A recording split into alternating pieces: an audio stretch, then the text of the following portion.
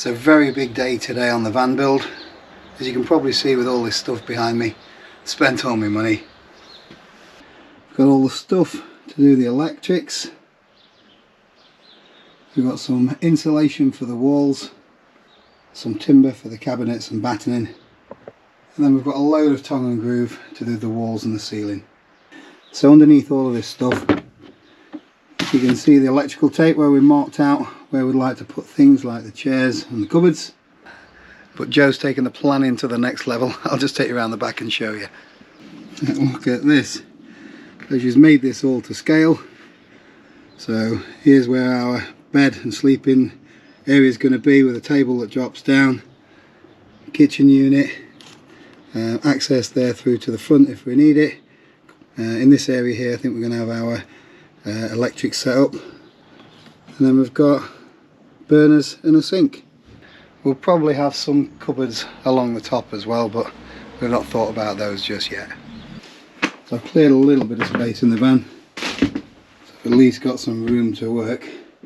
And my original plan was to get some wiring in these channels and what have you. However, down there we're going to have a little cupboard that's got all the battery kit in it. We're only going to have to run a little bit of wire to where the cupboards are going to be down here. The wiring for the lighting doesn't have to run through channels, so it can just go down the centre. So first I think I'm going to get some insulation in these panels. And then for vapour barrier I've decided to go with some polythene sheet as opposed to this stuff. This is going to work out really expensive to do the whole van. And from the research that I've done, you don't really need the bubble wrap to do your vapour barrier. It doesn't really offer any insulation anyway, that. So this might not be the best way of going for it, but that's how we're doing it.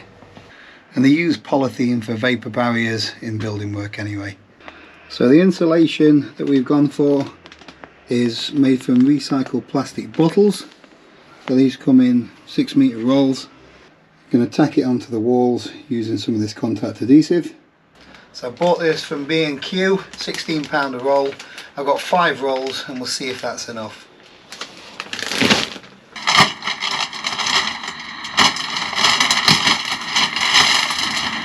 So apparently it's easier to just rip this than cut it.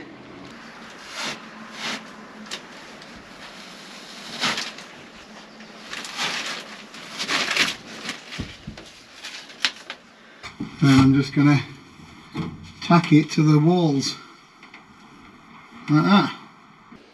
And make sure when you're using this stuff that you put your mask on and you're well ventilated.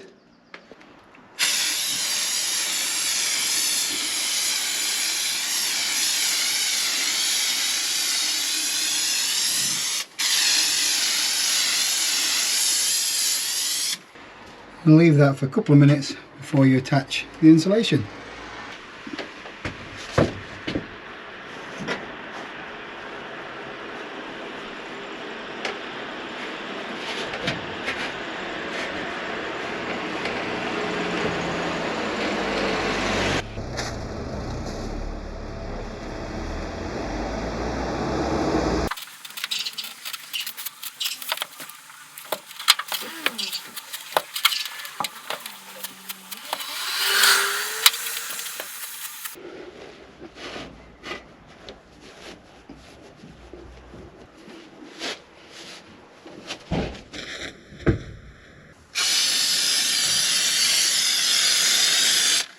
So you have to remember to fill these channels in with insulation as well.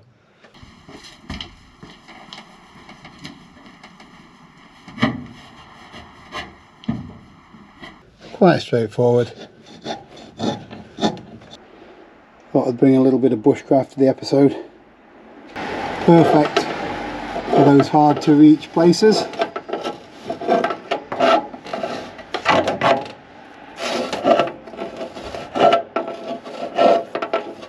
So that is the sort of area you're going to get out of one roll. So that's one side of the van completely finished. Haven't touched this panel because we're going to be putting a window in here. So in an ideal world I'd have had the windows in first. So the windows are actually a touchy subject. I have got some here that I am sending back.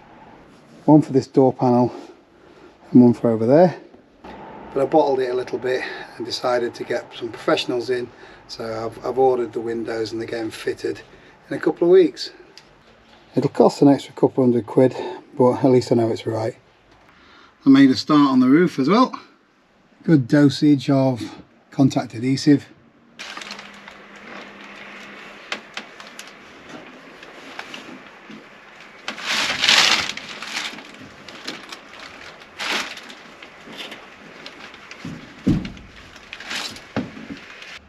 Goes on really easy. Hi. What's just arrived? Tell everyone what you've been up to. I'm building a fence. Yeah? Helping the contractors? Helping Journey North. She needs to get her priorities right, don't you think? We've got walls to build in here. Yeah, but you said you were doing electrics today. I can't help you with electric. I think I need some help with the electrics. You're Sparky for that, not me. Did you do it? Sure. Thank you. You're welcome. Alright, so that's all the walls done and these channels. The roof's finished as well, but I haven't done any of the doors or where this window's going. So far I've used 5 and a bit rolls. So what I've spent for insulating the van, could have got a decent sleeping bag. So I'm going to have a go at putting the vapour barrier on, rather than trying to do one full sheet, which is probably better. I'm going to cut it into, you know, one panel at a time. I think makes it easier for me to manage.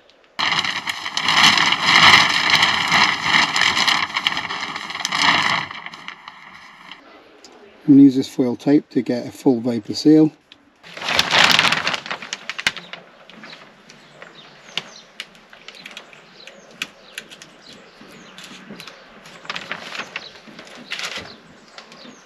Just put a little bit of tape in place just to get it lined up so I can cut it.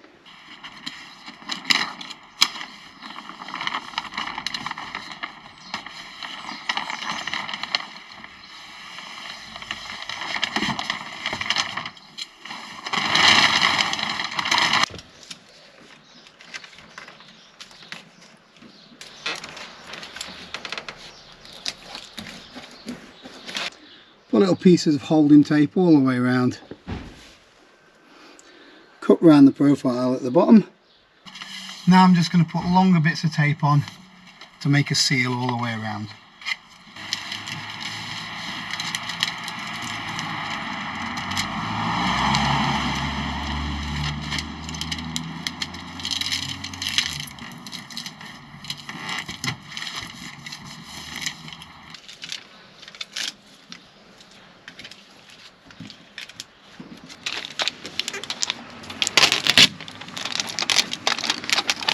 So that is one panel complete with a vapour barrier.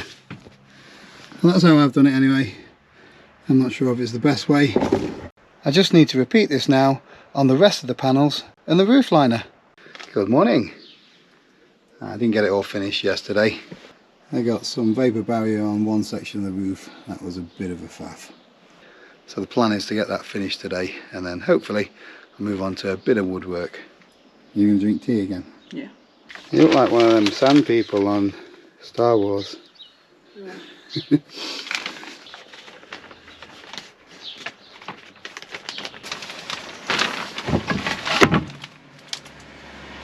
That was the hardest part of the van so far.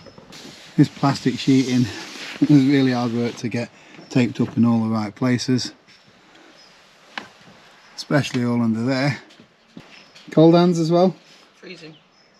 Just that little bit to do. You cold? Freezing.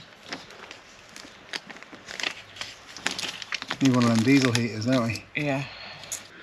Finally, the vapour barrier is finished.